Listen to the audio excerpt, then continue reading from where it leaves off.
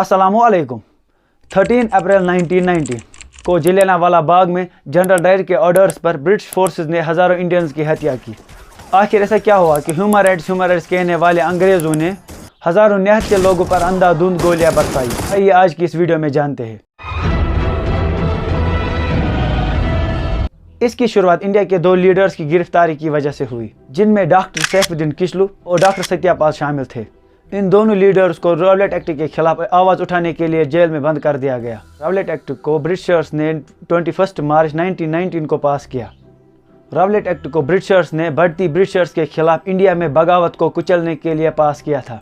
Rowlatt act के मुताबिक India में ब्रिटिशर्स किसी भी प्रोटेस्ट करने वाले ग्रुप्स को जेल में बंद कर सकती थी। ब्रिटिश आर्मी को यह Rowlatt act full powers provide करता था। इस लॉ को ब्रिटिश के law maker sir Sydney Rowlatt ने बनाया था। इसी रावलेट एक्ट का इस्तेमाल करके ब्रिटिश आर्मी ने बहुत सारे इंडियन फ्रीडम फाइटर्स को जेल में बंद कर दिया था। लेकिन जब डॉक्टर सैफुद्दीन किचलू और डॉक्टर सत्यापाल को ब्रिटिशर्स ने अरेस्ट किया तो पूरे इंडिया में प्रोटेस्ट का सैलाब आया। आखिर ये दोनों फ्रीडम फाइटर्स इंडिया के लिए इतने अहम क्यों थे? आइए जानते हैं। डॉक्टर सैफुद्दीन किचलू 11 नवंबर 1888 को लाहौर में, जो कि अब पाकिस्तान में है, पैदा हुए। उन्होंने जब मेडिकल की डिग्री हासिल की, उसके साथ साथ उसने इंडिया की आज़ादी में भी अहम किरदार अदा किया। इसने टॉप फ्रीडम फाइटर्स जिनमें महात्मा गांधी, जवाहरलाल नेहरू और लाला लाजपत राय के साथ मिलकर इंडिया की आज़ादी में एक अहम किरदार अदा किया।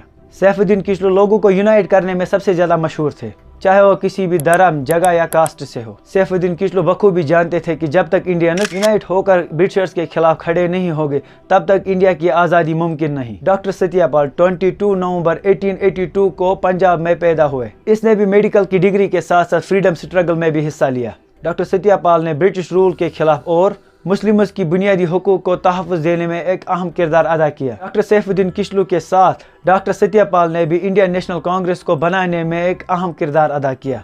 10 अप्रैल 1919 को इनकी लोगों में पॉपुलरिटी और इन्फ्लुएंस को देखकर ब्रिटिशर्स ने इनको रावलेट एक्ट के खिलाफ आवाज़ उठाने पर अरेस्ट किया। इन दोनों को अरेस्ट करना ब्रिटिशर्स को बैकफायर हुई। लाखों में लोग सड़कों पर उतर आए। 13 अप्रैल 1919 ये वो दिन था कि जब सिविलियंस का एक ग्रुप जलियांवाला बाग में इनकी रिहाई के लिए जमा हुए। 13 अप्रैल को जलियांवाला बाग में न सिर्फ प्रोटेस्टर्स बल्कि पंजाब से आए हुए बैसाखी मनाने वाले लोग भी शामिल थे। बैसाखी पंजाब का एक मशहूर फेस्टिवल है। हर साल पंजाब के लाखों लोग अपनी फैमिलीज के साथ बैसाखी को बड़े धूमधाम से मनाते हैं। इसकी वजह से जलियांवाला बाग में लोग काफ़ी जमा थे, जिनमें मर्द, औरतें, बच्चे और बूढ़े लोग भी थे।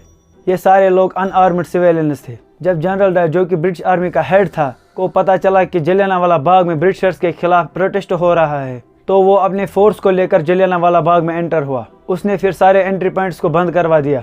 जनरल डायर की फोर्स ने लोगों को हर तरफ से घेर लिया। फिर जनरल डायर के ऑर्डर्स पर सिविलियंस पर अंधाधुंध फायरिंग कर दी। ये फायरिंग करीब 10 मिनट्स तक लगातार चलती रही। इस अंधाधुंध फायरिंग की वजह से लोग इधर उधर भागने लगे। जलियांवाला बाग में एक गहरा कुआं है जिसको मार्टियर्स वेल भी कहा जाता है। जब लोगों पर अंधाधुंध फायरिंग शुरू हुई तो लोग अपनी जान बचाने के लिए इस कुएं में कूद गए। बाद में इस कुएं से 120 लाशें निकाली गई। इस अफरा तफरी में कुछ लोग भाग के दीवारों पर चढ़ने लगे, लेकिन ब्रिटिश आर्मी ने दीवारों पर चढ़ने वालों पर भी फायरिंग कर दी। उस फायरिंग के निशान दीवारों पर आज भी हैं। ब्रिटिश के मुताबिक इस इंसिडेंट में 380 के करीब लोग मारे गए और 1100 के करीब लोग इंजर्ड हुए। लेकिन ये नंबर्स हमेशा से कंट्रोवर्शियल रहे हैं। कुछ एस्टिमेट्स के मुताबिक हज़ारों लोग इस इंसिडेंट में मारे गए और 2000 के करीब इंजर्ड हुए। इस इंसिडेंट ने इंडिया की आज़ादी में एक अहम किरदार अदा किया। इसके बाद पूरे इंडिया में ब्रिटिश रूल के खिलाफ ओपनली प्रोटेस्ट होने लगे, जो कि इंडिया की आज़ादी का आगाज़ था। जलियांवाला बाग इंसिडेंट के बाद जनरल डायर पर कोर्ट में केस भी चला। कोर्ट के फैसले के मुताबिक जनरल डायर को ब्रिटेन वापस जाना पड़ा। कोर्ट में जनरल डायर की इस हैवानियत को 2 लॉयर्स ने डिफेंड किया, ये कहकर कि जनरल डायर ने लोगों पर अपने सेल्फ डिफेंस के लिए फायरिंग की। इसके कुछ सालों बाद जनरल डायर की मौत एक बीमारी की वजह से हुई। हालांकि इंडियंस के मन में ये इंसिडेंट हमेशा से खटकता रहा। इसी वजह से सरदार उधम सिंह ने 20 साल बाद एक लॉयर को लंदन में जाकर मार दिया।